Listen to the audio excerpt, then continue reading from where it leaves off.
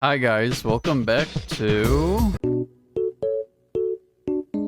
Hello, in this episode, it's gonna be a little different. We have a good symbol and bad symbol. Every time we talk about a corresponding point, or either good or bad, it'll get a number on it. And just to make it simpler, I'll put the number in the same color around the icons that you should see now. Anyways, sit back, enjoy, and let's begin. Let's talk about the story. They had very good lore assets they could use. They had a very good story setting that they could have done. And they had a very decent faction to begin with for the story for us to go against. But even with all those things, they still have a lot of bad, such as they failed to capitalize on big lore stuff such as the Halo ring, what happened on it, etc. They added a new faction near the end called the Endless I Know. Very original name. The story starts to feeling like it's missing a piece at the very beginning on why we lost the fight, and this isn't the first time they've done something like this. They quite literally killed off a beloved character called Rookie in a book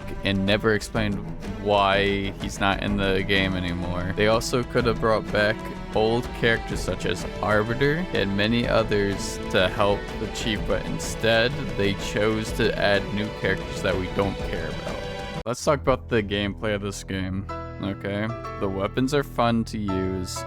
The PvP is fun for shits and giggles, and the vehicles are fun to drive and use. But even knowing that, there are still cons to the gameplay. They made it a open world game, which me personally, I don't think it was needed. And they took a beloved game mode like Firefight and made it a shell of its former self because it doesn't know how to actually make anything original. Now let's talk about the music and sound.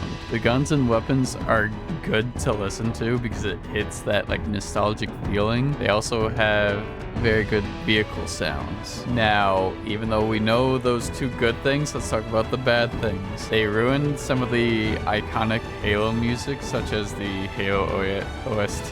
They also, most of the music that they made for this game is very forgettable. Unlike other Halo games, I cannot even remember a single Halo music from this game. And the endless talking sounds like they just reused what the mechanical forerunner speech thing was. Now let's talk about the graphics. The one redeeming thing about the story is the graphics, okay? So they have, they brought back the old looking armor from Halo 2 and 3 art style, which is phenomenal. The armor looks great on the Master Chief and the Elites and the Brutes, etc. The weapons look good. They're more of a combination of Halo 2, 3, and maybe Reach. And the vehicles look decent. Even with those good things, there's always still gonna be bad things, such as they redesigned characters like Cortana for no reason. They could have slapped on I guess Dr. Halsey's coat to make it a little bit better than what they did. They didn't need to give it a standard AI uniform,